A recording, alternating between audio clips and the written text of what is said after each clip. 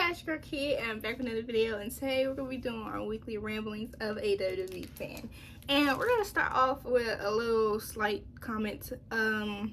Right here, I think that y'all need to let Megan Thee Stallion cook, okay? Because that song is on the charts, number one. That song is on the charts, and it made no sense for that to have been a discussion on her song being the opener for SmackDown as long as it was. That made no sense to me.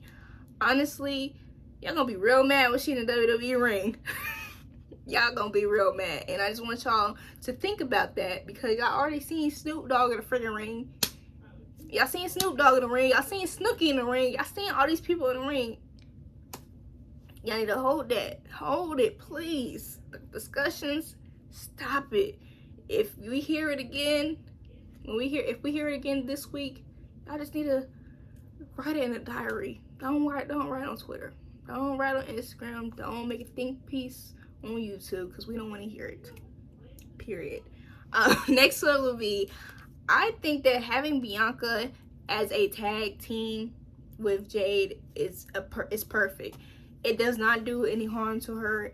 It does not hurt her as a star. She's still a star. You see her being a star as a tag team champion, as I might add. And it also just brings more attention to the division.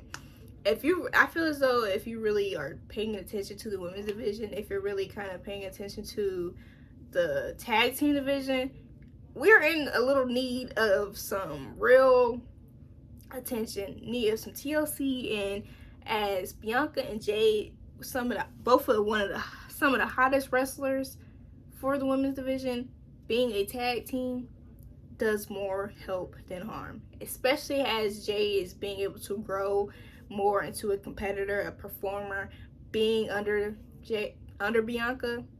It makes the most sense, and you never know what's going behind the scenes. Maybe Bianca kind of wanted to slow down. She has the opportunity to do that as a tag team champ or as a tag team. It's very, and I love it. I love it because she's able to be a different side of how she's been doing things as well. Characters need a little difference in what they're doing, and that right here, that's what she's doing. Having a little difference, doing something that she's never done. Let her rock. Let her cook.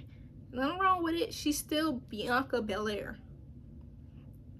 I think that Rhea needs a belt back, because Rhea do not care about Liv do not care about being champion. Just get Rhea the belt back, please, because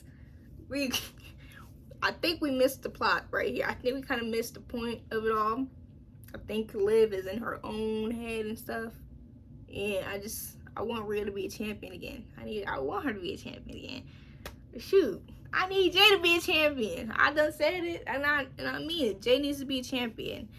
Next one, I really think that if Braun Breaker loses to Jey Uso, it will not hurt Braun at all. His character will not be hurt, none of that. If anything, they spin it a certain way to make sure, a double layer of padding, to make sure if he takes an L, he's good. Because we all need to realize that Braun is a rookie, just got on the main roster. He just got on the main roster. He's going to lose a lot of times. He's going to lose. He's not going to be a wrestler that takes no L's. That's not a thing. And to lose against Jey Uso, the man that once was close to dethroning Roman Reigns, that's not a bad place to be. That's not a bad person to lose. A 14-year veteran versus a 14-year veteran versus a guy that got on the main roster like 6 months ago. There's nothing wrong with that. It's just nothing wrong with that. The way they had Sammy win one time against Braun, well, 2 times technically, 2 times against Braun, that helped both Braun and Sammy as a character. And I think if Jay loses, and depending on how he loses, it's not going to do no help for Jay. Jay is going to continue being the hype man they just call out. He's the guy that can't. I ain't gonna say that. I was gonna say something, and I don't want to say that because I feel as though Jay is a very successful wrestler, very successful performer, and a belt would not break or make him, but it just wouldn't do too good of his credibility if he loses to Braun. I just feel like it wouldn't. The Jada and Liv and Dom conversation needs to be end. It needs to die. Actually, it just needs to die. Die. It's not that deep, guys. It's not that deep. You shouldn't be fighting. You shouldn't be fighting over it. It's not that serious. Jay being around Rhea, being with her, whatever, it's all fake. None of it's real. None of it's real. It's cool. It's part of the story. Sit back and enjoy it. Get your popcorn, drink your beers, have a good time. I think that we need to let Paul and Roman cook with the little tag team that was going down. Let them cook. Because Paul and Roman, they got us this far. Even if we think that other people should be there, it's okay. It's going to be a great match. It's going to be a great match, a great show. They haven't really disappointed us this far. I think that when Jimmy comes back, there's more of a chance of him helping Jay than it is helping Roman. I think he might let Roman sit in his mess for a longer period of time. Because when it came to Jimmy and Roman's relationship, Jimmy was always the one who would stand up for himself. Roman didn't like that.